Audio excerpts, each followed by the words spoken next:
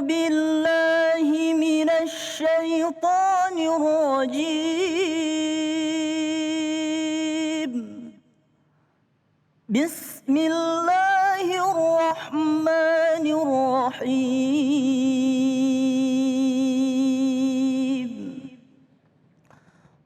واعبدوا الله ولا تشركوا به شيئا وبالوالدين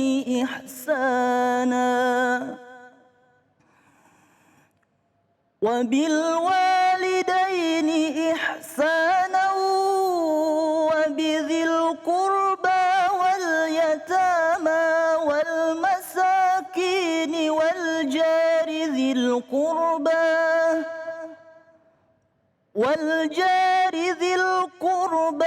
والجار الجنب والصاحب بالجنب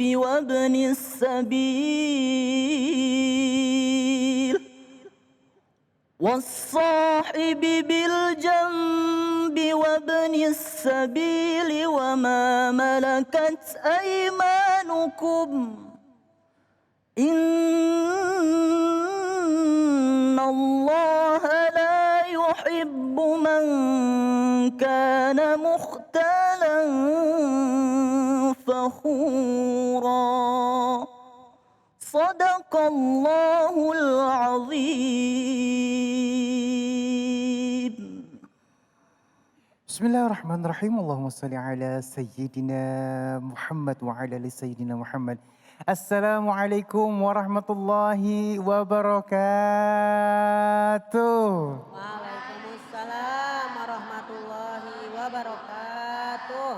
Alhamdulillahirabbil alamin. Di hari yang insya Allah penuh dengan berkah ilmu ini, kembali lagi saya Ali Zainal menemani pemirsa di rumah di dalam Cahaya Hati Indonesia. Dan baik, ada 3 tema yang akan kita angkat pada kesempatan kali ini. Yang pertama, adab dan etika bertetangga. Ini akan jadi ilmu sepanjang kita masih memiliki tetangga ya, Masya Allah ya.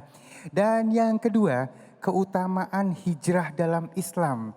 Kadang-kadang orang hijrah salah kaprah nih ya. Nanti kita akan perdalam dengan bagaimana keutamaannya.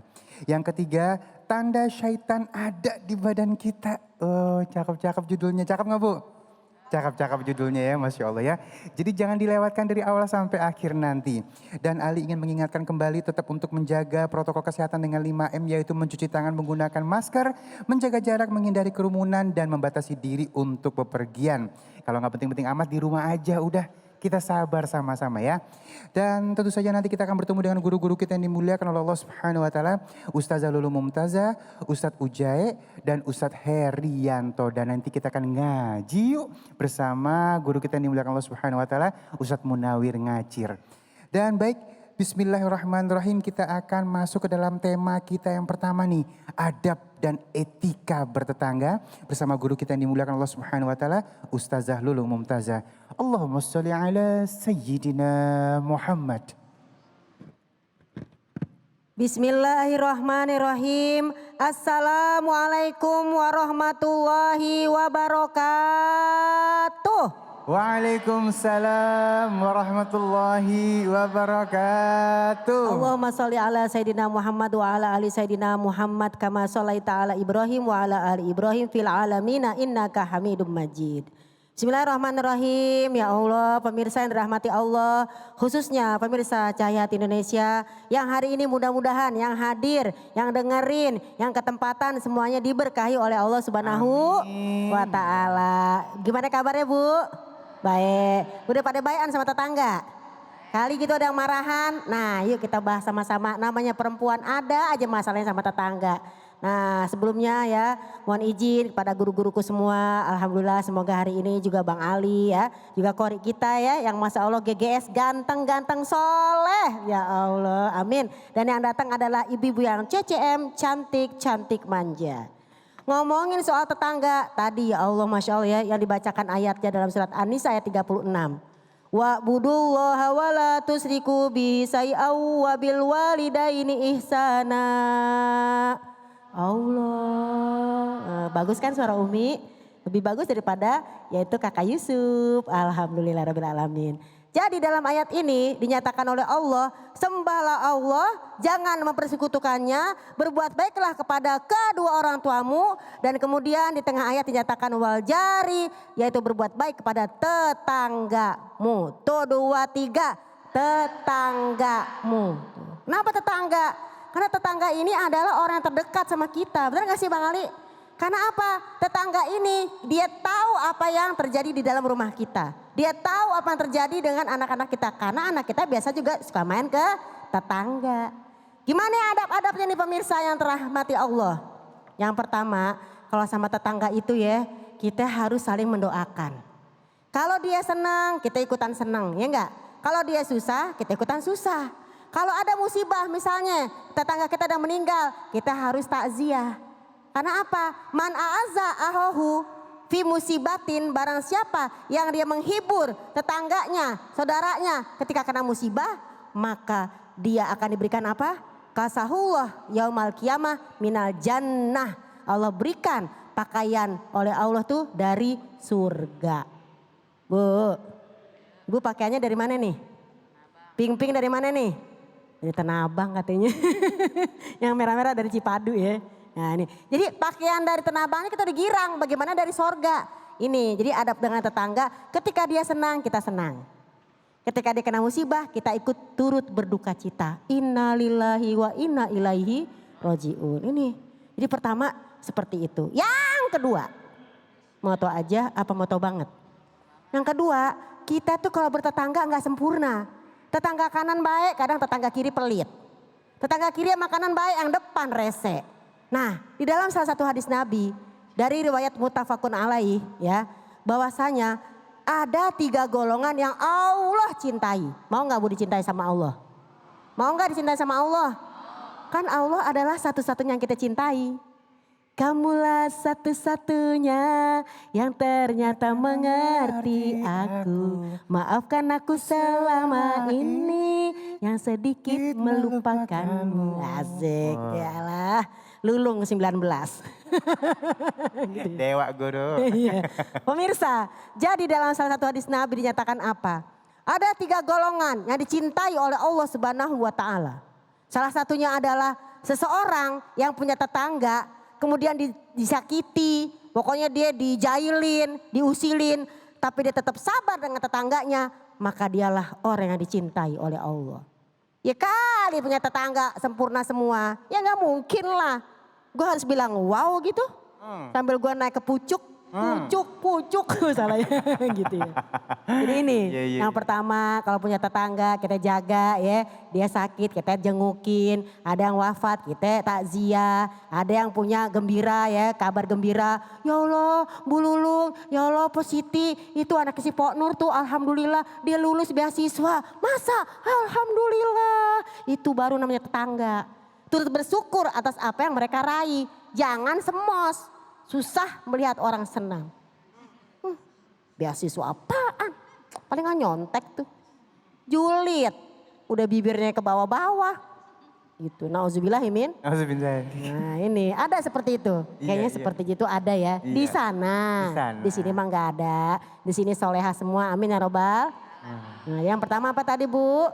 Kalau dia senang kita ikutan. Senang. Kalau dia sedih kita ikutan. Sedih. Kalau dia sakit kita jenguk. Ih kita nih jenguk orang sakit tau enggak? Pemirsa kita ketika menjenguk orang sakit Masya Allah. Di dalam kitab Ihya Ulumuddin Imam Ghazali rahimahullah telah berkata. Barang siapa yang menjenguk satu orang sakit maka dia sama seperti orang yang nuntut ilmu selama 1000 tahun. Bahkan ada lagi yang mengatakan barang siapa yang datang taklim maka dia sama dengan menjenguk 1000 orang sakit. Jadi kalau kita taklim ada 1000 orang sakit kita tengok. Nah apalagi kalau kita mau menengok orang sakit. Itu pahalanya sama dengan dia datang ke taman-taman surga. Bu, kalau saya panggil bunda iya gitu ya. Bunda. Iya. Bunda. Iya. Bunda. Iya. Jadi kalau kita pengen ke taman sorga, udah jenguk orang sakit. Kemudian apa? Jangan ganggu tetangga kita.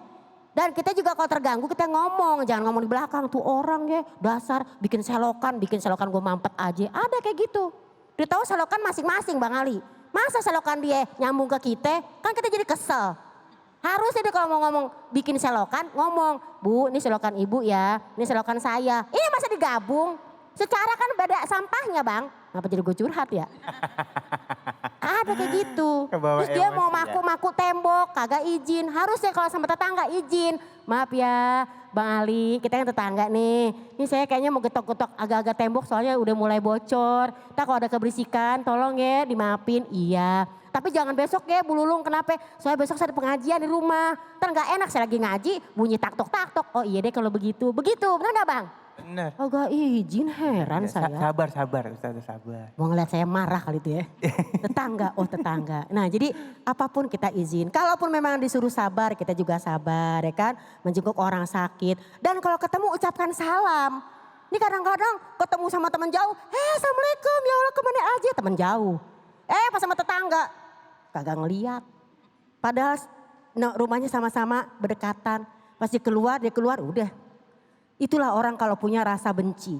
Yang dekat jadi jauh, yang jauh jadi dekat. Benar nggak? Benar. Saya benci nih sama ibu nih, ya sama ibu Hajan misalnya. Biar rumahnya dekat, saya nggak mau. Kenapa? Ngapain amat? Padahal dekat. Tapi saya sama orang Tangerang Raya atau Citra Raya, padahal jauh. Saya samperin. Kenapa? Karena kan kamu baik sama saya.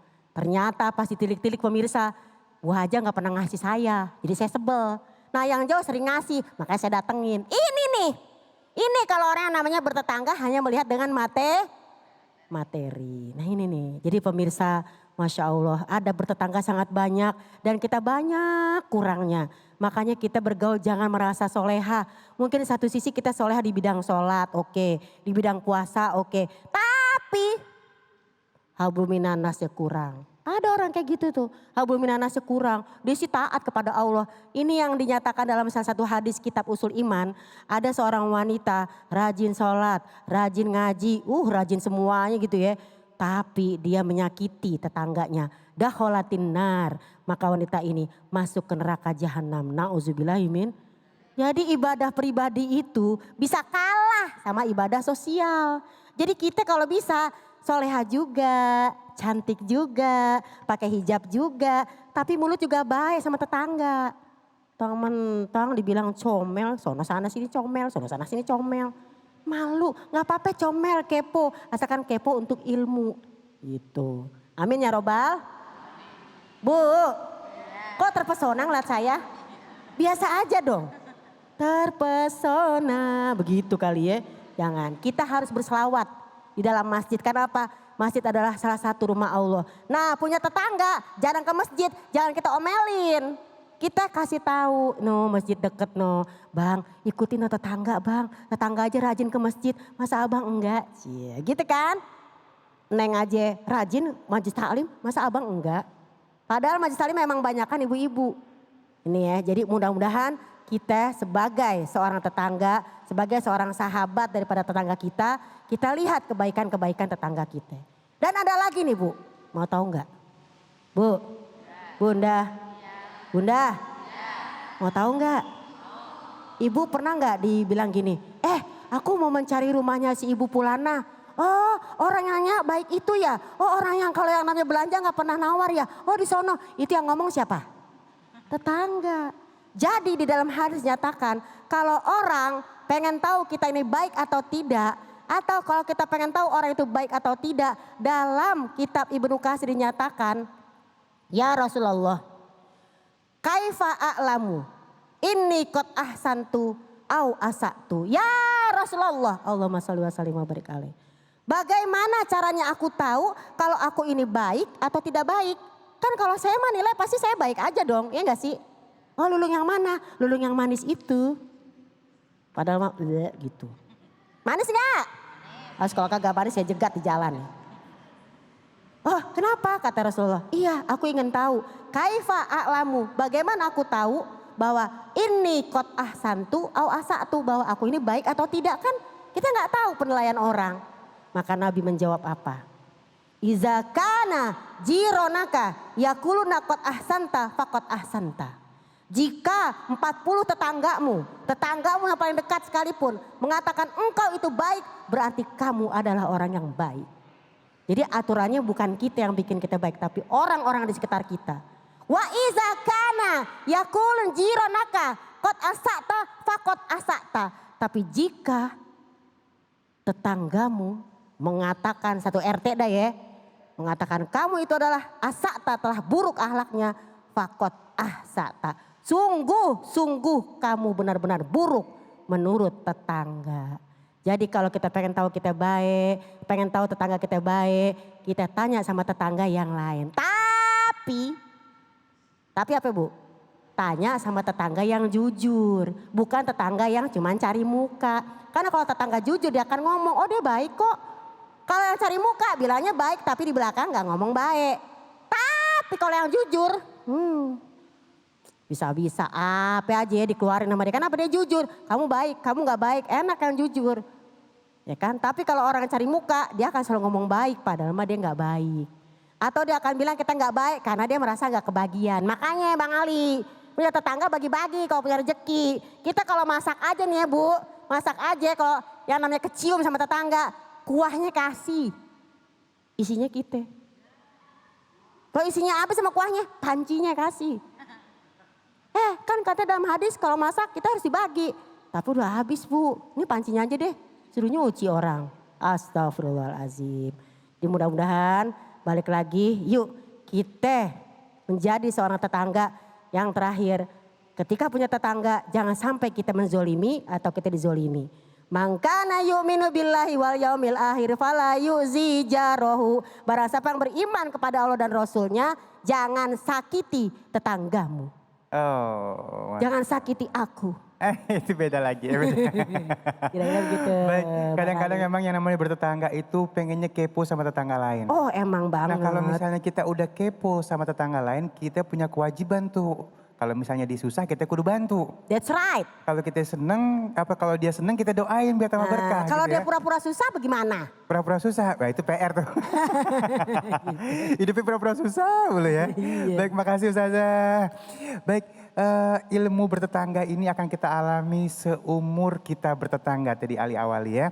Jadi tetap kita jaga akhlak kita, jangan sampai kita bersinggungan dengan tetangga. Banyakin sabar, insya Allah kita punya tetangga yang baik dan kita menjadi tetangga yang baik. Amin ya Rabbal Alamin ya. Baik, kita akan masuk ke dalam tema kita yang selanjutnya nih Masya Allah ya. Keutamaan hijrah dalam Islam. Nah ini penting banget. Insya Allah akan dibahas oleh guru kita Al-Ustadz Abdurrahman Jailani. Jangan kemana-mana, tetap bersama kami di Cahaya Hati Indonesia.